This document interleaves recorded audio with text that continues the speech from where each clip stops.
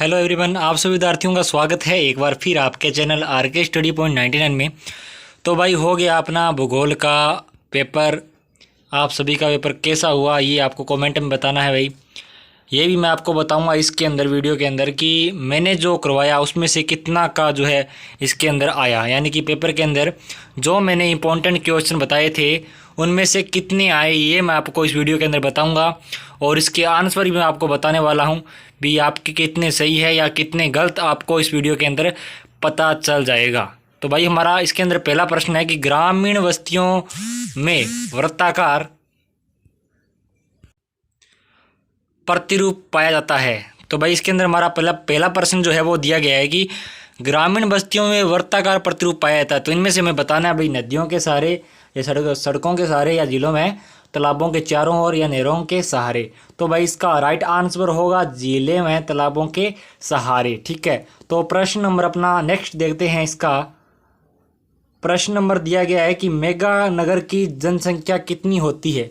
तो भाई इसका राइट आंसर होगा 10 लाख से 50 लाख। ठीक है, कुछ विद्यार्थी करके आए हैं 1 लाख से कम जनसंख्या, कुछ करके आए हैं 1 लाख से 10 लाख जनसंख्या। ठीक है, इसका जो राइट आंसर होगा वो होगा 10 लाख से 50 लाख। ठीक है, प्रश्न नंबर अपना तीसरा है नवनिश्चयवाद संकल्पना के प्रतिपादक की है। तो इसके हमें बताना है कि नवनिश्चयवाद संकल्पना की किसने प्रतिपादित की है। तो भाई इसका राइट आंसर होगा ग्रिफिन टेलर। ठीक है, कुछ करके आए हैं रेड जेल, कोई लिख के आया एलन सैंपल।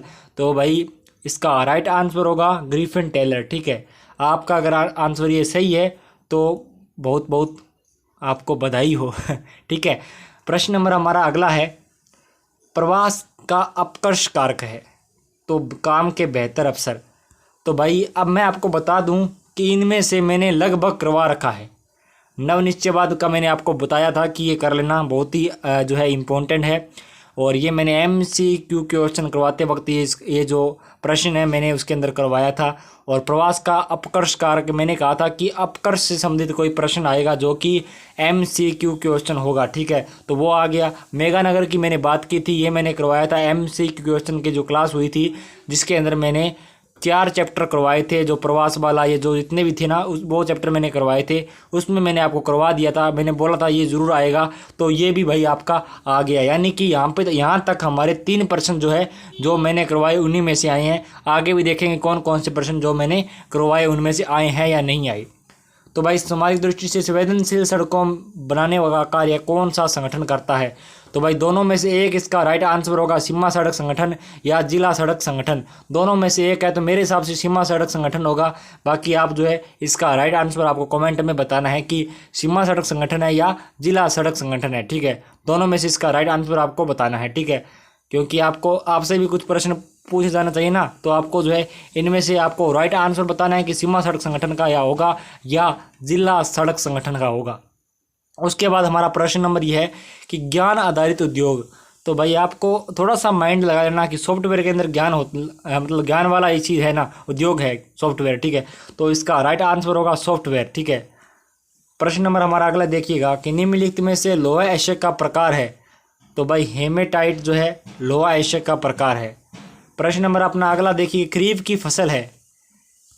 फसल है वो हमें बताना है। तो इसका राइट आंसर होगा चावल। कुछ लिख के आए हैं गेहूँ, ये जो रबी की है ना कि खरीफ की है।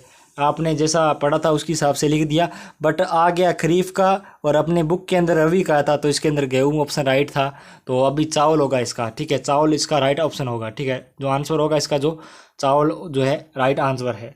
प्रश्न नंबर अपना अगला है 2011 की जनगणना के अनुसार सर्वाधिक जनघनत्व वाला राज्य कौन सा है। तो भाई बिहार है, इसका राइट आंसर है बिहार। उसके बाद हमारा रिक्त स्थानों की पूर्ति कीजिए वाला प्रश्न है भाई विश्व में उच्चतम लिंगानुपात वाला भाई कौन सा देश है। तो लेटविया देश है भाई। ठीक है, ब्राजील में रेगिस्तान बागानों की को क्या कहते हैं भाई, फजेंडा कहते हैं। यानी कि हमें बताना है इस रेगिस्तान की पूर्ति करनी है तो हम पे लिखना होगा, हमें लिखना होगा कॉफ़ी। ठीक है, कॉफ़ी के बागानों को क्या कहते हैं, फजेंडा कहते हैं। प्रश्न नंबर अपना अगला देखिएगा कि भारत में वायु परिवहन की शुरुआत कब हुई थी। तो 1911 के अंदर भाई हुई थी, वायु परिवहन की शुरुआत हुई थी। उसके बाद है कि जल संपदा प्रबंधन के लिए अरियारी पानी संसद कार्यक्रम राजस्थान के रेगिस्तान जिले में चलाया गया। तो इसका आपको आंसर कमेंट में बताना है भाई।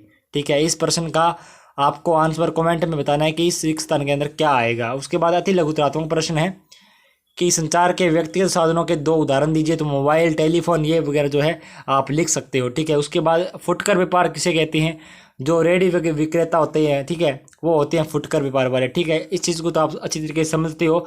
और ये मैंने आपको बताया था कि ज़रूर आएगा संचार व्यक्तिगत साधन वाला, ये भी मैंने आपको करवा दिया था। जो मैंने इंपॉर्टेंट क्वेश्चन करवाए थे एक एक चैप्टर से सिलेक्ट करके, उन्हीं में से आए हैं। फुटकर व्यापार मैंने आपको बहुत अच्छी तरीके से बोला था कि फुटकर व्यापार और ये जो अपना एक व्यापार और होता है, उसके दो दो दो व्यापार थे, यानी कि ये एक तो फुटकर व्यापार था, एक थोक व्यापार था, ठीक है। मैंने कहा था इनमें से आएंगे, या तो फुटकर व्यापार आ जाए या आए थोक व्यापार। तो भाई एक अपना आ गया ये फुटकर व्यापार, ठीक है। उसके बाद हम अगला प्रश्न देख लेते हैं कि स्थिर जनसंख्या से आप क्या समझते हैं। तो भाई ना तो जनसंख्या कम हो ना ज़्यादा हो, वो होता है स्थिर जनसंख्या, ठीक है। उसके बाद है कि लंबी दूरियां तय करने गैसीय पदार्थों का परिवहन के लिए परिवहन किस प्रणाली का सुझाव देंगे। तो भाई पाइपलाइन, ठीक है, पाइपलाइन परिवहन का जो है हम इसका देंगे सुझाव, ठीक है। अपना खंड यहाँ पे बैच स्टार्ट होता है। लघुतरात्मक प्रश्न की ऊर्जा के स्रोत को बचाने के लिए आप किन नवीन योग्य ऊर्जा स्रोत का सुझाव देंगे। तो लगभग जैसे पवन ऊर्जा, सौर ऊर्जा वगैरह हो गया। आप क्या लिख के आए हो इसके अंदर आपको जो है कमेंट में बताना है, ठीक है। प्रश्न नंबर अपना अगला देखिएगा कि भारत में खंड नगर के 2 उदाहरण दीजिए। तो भाई सीनीगंज बंगाल, ठीक है, गाजिया वगैरह, ठीक है। इस प्रकार से आप जो है इन क्षेत्रों के जो नाम जो है, नगरों के जो नाम हैं वो लिख सकते हो। जहाँ पे खनन पाई जाती है वो नगर जो है हमें यहाँ पे नाम बताने हैं, ठीक है। तो अगला देखिएगा प्रवास वाला जो प्रश्न नंबर अपना 6 है। प्रवास के कोई 2 आर्थिक परिणाम लिखिए। आय में वृद्धि एक उदाहरण हमारा इस तरीके से जो है हो जाता है, ठीक है। तो इतना कठिन नहीं है ये, मैंने आपको बताया था कि आएगा प्रवास में अंदर जो है, प्रवास से ये प्रश्न आया है, ठीक है, प्रवास वाले में से। तो ये अच्छा प्रश्न था। और अगला देखिएगा 7वां प्रश्न अपना, आप कृषि योग्य भूमि के नियमीकरण के किन कारकों का उत्तरदायी मानते हो। किन 2 कारकों के नाम लिखिए भाई, ठीक है। उसके बाद प्रश्न हमारा अगला देखिएगा कि 8वां प्रश्न है, ग्रामीण बस्तियों की इन 2 प्रकारों का उल्लेख कीजिए। तो भाई संयंत्र बस्ती और प्रकीर्ण बस्ती जो है आप लिख सकते हो। अच्छा उदाहरण था इसके अंदर। पर्यावरणीय निश्चयवाद से आप क्या समझते हैं। पर्यटन को प्रभावित करने वाले 2 कारक लिखने हैं। तो भाई एक तो यहाँ पे हो गया ऐतिहासिक कारक हो गया, धार्मिक स्थल हो गया, ये 2 इसके उदाहरण होंगे, ठीक है। उसके बाद हमारा प्रश्न नंबर 11 है, ग्रामीण बस्तियों की 2 समस्याएं बताइए। तो बिजली पानी की जो भी आप जो है समस्या आप लिख सकते हो, या वहाँ पे जो है रोज़ाना काम नहीं मिलता, ठीक है, बेहतर स्वास्थ्य सेवाएं नहीं है, इस प्रकार से जो है आप वहाँ पे समस्या, वहाँ की जो समस्या है वो आप लिख सकते हो, ठीक है। आर्थिक भौगोलिक किन्हीं 2 क्षेत्रों के नाम लिखने हैं, ठीक है। उसके बाद है ब्राह्य स्रोत को स्पष्ट कीजिए। तो भाई ये जो अपना प्रश्न है ये आपको मैं सिलेक्ट बताऊंगा अच्छी तरीके से इसके बारे में कि ये क्या है, ठीक है। तो इस वीडियो के अंदर मैं आपको ये नहीं बताने वाला। अगर आपको इसका आंसर पता है तो आप कमेंट में इसका जो है आंसर दे सकते हो। सन नगर से आप क्या समझते हैं। कई शहर मिलके जो बनते हैं उसको क्या कहते हैं, सन नगर कहते हैं। कई नगर मिलके बनते हैं वो होते हैं सन नगर, ठीक है। उसके बाद सीमांत श्रमिक, मुख्य श्रमिक तो आप सभी को पता है 6 महीने से कम कार्य करते हैं और 6 महीने से ज़्यादा कार्य करते हैं, वो होता है सीमांत वह मुख्य श्रमिक, ठीक है। उसके बाद दीर्घ उत्तरीय प्रश्न यहाँ पे स्टार्ट होते हैं। भारतीय राष्ट्रीय जल नीति 2002 की किन 2 मुख्य विषयों का उल्लेख कीजिए। और अथवा में पूछा गया कि वर्षा जल संग्रहण के 3 लाभ लिखिए। तो बहुत ही अच्छा प्रश्न था।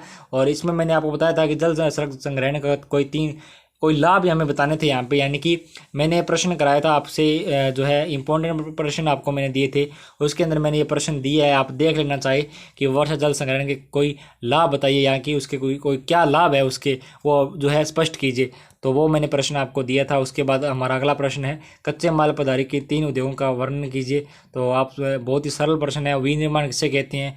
आप सभी जानते हो कि किसी कच्चे माल का रूपांतरण करके उसे नया रूप देना, वो क्या कहता है, विनिर्माण कहते हैं। किन्हीं 2 उद्योगों की व्याख्या कीजिए, यानी कि कुटीर उद्योग है, लघु उद्योग का आप जो है इसके अंदर लिख सकते हो। उसके बाद जनसंख्या परिवर्तन घटक कौन कौन से है वो हमें समझाइए।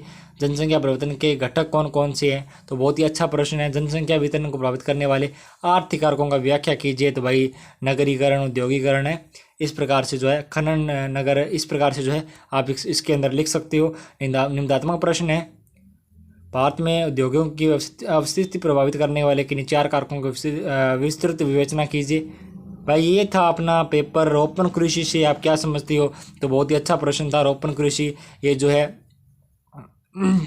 इसके अंदर क्या होता है कि कोई तकनीक अपनाई जाती है, कौन सी तकनीक, जो कि वैज्ञानिक तकनीक इसके अंदर होती है, ठीक है। और श्रमिक इसके अंदर चाहिए, ठीक है। इसके अंदर मशीनों के बजाय श्रमिक जो है, श्रमिक का ज़्यादा महत्व रहता है, पूंजी इसके अंदर ज़्यादा चाहिए, ठीक है। और आकार बड़ा होना चाहिए खेत का। इस प्रकार से जो है आप इसके अंदर लिख सकते थे। यानी कि आपने लगभग, मेरे को पता है कि बहुत से विद्यार्थियों का जो है ज्योग्राफी का पेपर बहुत ही अच्छा गया है, क्योंकि पहले ही प्रश्न जो है करवा दिए गए थे आपको। जिन जिन बच्चों ने जो है अच्छी सी तरीके से जो मेरी वीडियो देखी थी, उनका पेपर बहुत ही अच्छा हुआ है और उन्होंने तैयारी भी की थी। मैं यही नहीं कहता कि हमारी वीडियो द्वारा ही जो है पढ़ पाए, पर नहीं, मैं ये कहना चाहता हूँ कि कुछ से प्रश्न में हमने करवाए थे, उन्हीं में से आए हैं। तो आपका पेपर आज कैसा हुआ आपको कमेंट में बताना है। वीडियो को शेयर करना है, वीडियो को लाइक करना है और कमेंट आपको ज़रूर करना है कि हमारा प्रयास, यानी कि हमारे द्वारा करवाए गए प्रश्न में से कितने आपके जो है आए हैं बोर्ड एग्ज़ाम में। मैंने लगभग तो आपको बता दिया भी कितने आए हैं, पर आपको जो है एक बार ज़रूर बताना है कि प्रश्न आए हैं या नहीं आए, ये आपको बताने हैं, ठीक है। तो मिलेंगे नेक्स्ट वीडियो के अंदर। जय हिंद, वंदे मातरम।